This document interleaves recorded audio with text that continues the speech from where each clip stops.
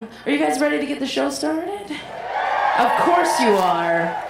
Of course you are. That's why you're here. And I can't wait to bring up the first performer, because when I asked her to give me a little tidbit to help welcome her to the stage, she gave me the most amazing tidbit of any tidbit I'd ever heard.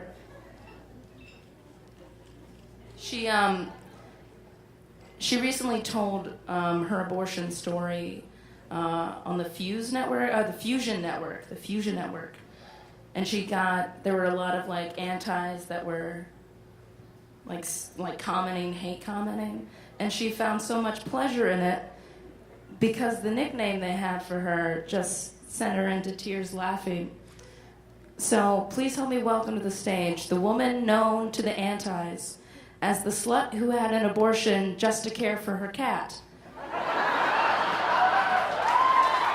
Yeah. Please help me welcome Renee Bracey Sherman to the stage.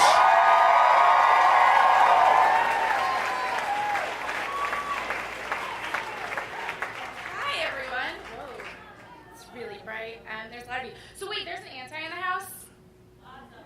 Okay, because I just want to make sure that you quote me correctly. My abortion was fucking awesome. And just really clear, my last name is Bracey Sherman, so the second quote needs to be Bracey Sherman, not Sherman. So, thank you. I'm a cat lady. I often, do we have any cat ladies in the house? Yes, right? I know I'm a super cat lady. Normally I have a cat necklace on. And if you follow me on Instagram, there's lots of pictures of my cat. But I think it was kind of funny because the antis were very much like, I can't believe this slut had an abortion so she could take care of her cat. Because in the video, I was like, well, I think my first and foremost identity is that I'm a cat lady. And they were really upset about this. But it actually was the best decision because I barely take care of my cat. So, he cleans up after himself, he feeds himself, he poops for himself. Babies don't do that. So I'm really thankful that I had an abortion. Cat's out of the bag. I had an abortion when I was 19. It was honestly the best decision of my life. I've written articles about it, done videos about it, and I've said that, and people get so mad when you say that. But fuck it, it was the best decision of my life, whatever. So I was dating this guy, and it's the guy that, your parents tell you not to date. I'll just say he went by a nickname that was actually an insect, so my parents were really proud. We'd been dating kind of on and off. We were kind of shitty to each other, but really in love with each other, a little abusive to each other.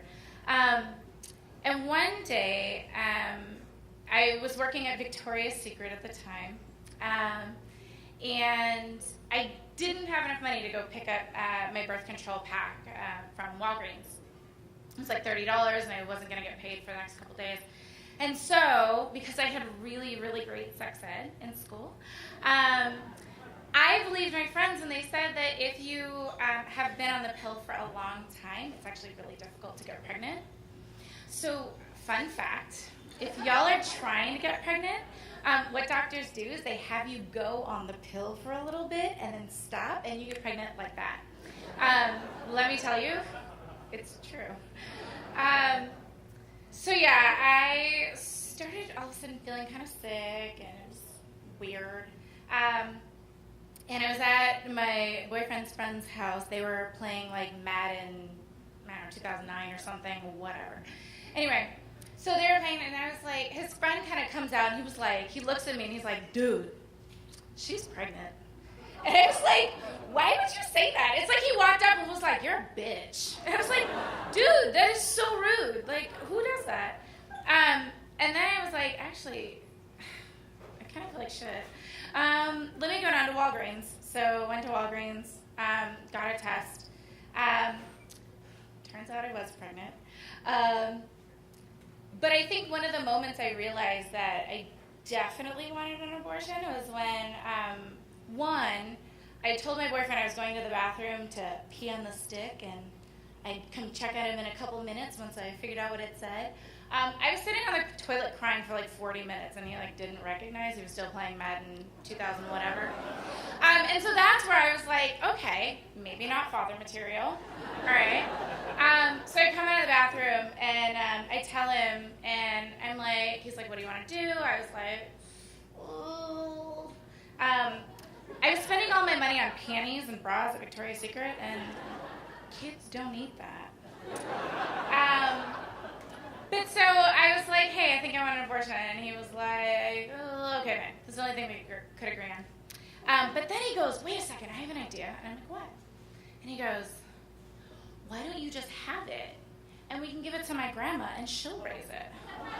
And I was like, great, can you pass that phone book over here? Because I need to flip through the A's.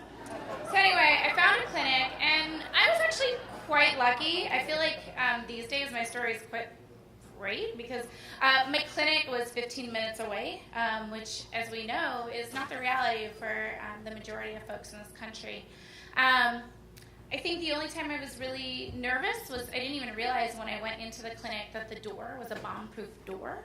And it was this thing that you walk through and you're like, wow, someone would rather actually kill me than let me get health care.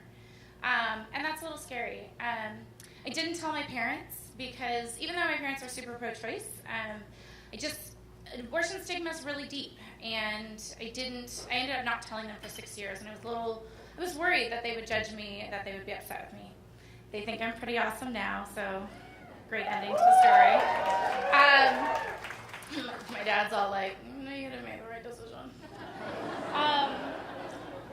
But I think the other thing I think that was really amazing about my story is that, and I think people need to hear more often, is that I had some of the most amazing providers and nurses anyone could ask for.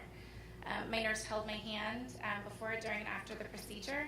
My doctor, okay, does anybody watch South Park?